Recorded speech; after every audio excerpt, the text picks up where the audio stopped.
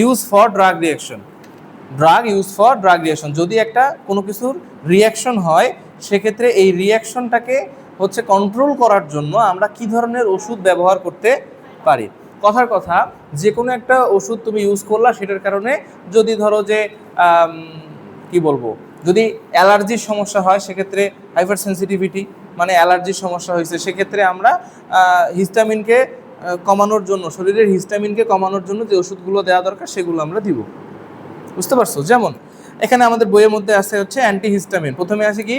Antihistamine. Antihistamine মানে যেগুলো আমাদের হিস্টামিনের বিরুদ্ধে কাজ করবে। যেমন আমাদের শরীরের বেজোফিল আছে, আমাদের শরীরের বেজোফিল হচ্ছে অ্যাডভার্স পরিবেশে সে হিস্টামিন রিলিজ করে। Histamine causes the allergic reaction, আমাদের শরীরে মোস্ট অফ দ্য অ্যালার্জিক রিয়াকশনের জন্য হিস্টামিন দায়ী। ঠিক আছে? তো হিস্টামিনকে কন্ট্রোল করার জন্য আমরা কি দিব? অ্যান্টিহিস্টামিন। অ্যান্টিহিস্টামিনের মধ্যে আমাদের কয়েকটা পরিচিত অ্যান্টিহিস্টামিন হচ্ছে যেমন সেট্রিজিন। আমরা অ্যালসেট ট্যাবলেট খাই, তাই না? সবাই কম বেশি অ্যালসেট ট্যাবলেট খাইছি। এটাকে মেডিকেলের ভাষায় এটা সেট্রিজিন। এটাকে কি বলে? সেট্রিজিন। এটার একটা ক্লিনিক্যাল ফর্ম আছে, সেটা হচ্ছে লিভোসেট্রিজিন। এটা হচ্ছে লিভোসেট্রিজিন। সবাই ডেজলর ট্যাবলেট খাইছে, অ্যালার্জির কারণে ডেজলর ট্যাবলেট খাও। ঠিক আছে? তাহলে ডেজলরাটিডিন এটা একটা হচ্ছে অ্যান্টিহিস্টামিন। তারপরে হাইড্রোক্সিজিন, এগুলো হচ্ছে কমন অ্যান্টিহিস্টামিন ড্রাগস যেগুলো আমরা কমনলি হাসপাতালে ব্যবহার করি। এছাড়াও হচ্ছে অ্যাক্রিভাস্টিন আছে। অ্যাক্রিভাস্টিন, হাইড্রোক্সিজিন, লিভোসেট্রিজিন অ্যান্ড ডেজলরাটিডিন, এই চারটা হচ্ছে পড়বা। বুঝছো? এক্সাম্পল হিসেবে এগুলো যেহেতু আমরা হাসপাতালেও সবসময় ব্যবহার করি, এগুলো আমাদের মনে থাকবে। এছাড়াও আছে হচ্ছে তোমাদের কর্টিকোস্টেরয়েড, অর্থাৎ অ্যাডভার্স বলতে খুব বেশি অ্যালার্জিক রিয়াকশন হয়ে গেছে, যেটাকে আমরা অ্যানাফাইলেকটিক শক বলতে পারি।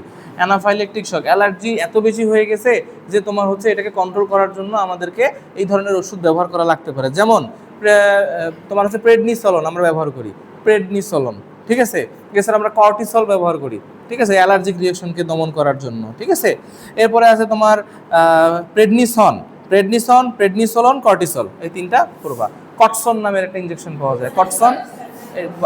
এই কটসন এটা হচ্ছে হাইড্রোকর্টিসন, এইটাকে হচ্ছে আমরা ব্যবহার করতে পারি। এছাড়াও এটা ডেরিভেটিভস আছে, সেটা হচ্ছে মিথাইল প্রেডনিসোলন, এটাও ব্যবহার করা যেতে পারে। ঠিক আছে? মিথাইল প্রেডনিসোলন এটাও ব্যবহার করা যেতে পারে। এরপরে আছে তোমার হচ্ছে লিউকোট্রাইন ইনহিবিটর মানে হচ্ছে যেটা ইনফ্লামেটরি সেলকে দমন করতে পারে, যে কোনো প্রকার ইনফ্লামেশনকে একটু দমন করতে পারে। এই ধরনের যদি কোনো মেডিসিন থাকে, যেমন আমরা মোনাস ট্যাবলেট খাই, মন্টেলুকাস্ট। ঠিক আছে? মন্টেলুকাস্ট ট্যাবলেট আমাদের রেসপিরেটরি ট্র্যাক্টের ইনফ্লামেশনকে এটা একটু কমায় দিতে পারে। ঠিক আছে? এবার আছে টপিক্যাল ইমিউনোমডুলেটর মানে আমাদের শরীরের স্কিনের উপরে এমন ধরনের কোনো কিছু ধরো অ্যালার্জিক রিয়াকশন হয়েছে, সেইটাকে দমন করার জন্য আমরা তোমার হচ্ছে ব্যবহার করি, যেমন ট্রাইকোলিমাস।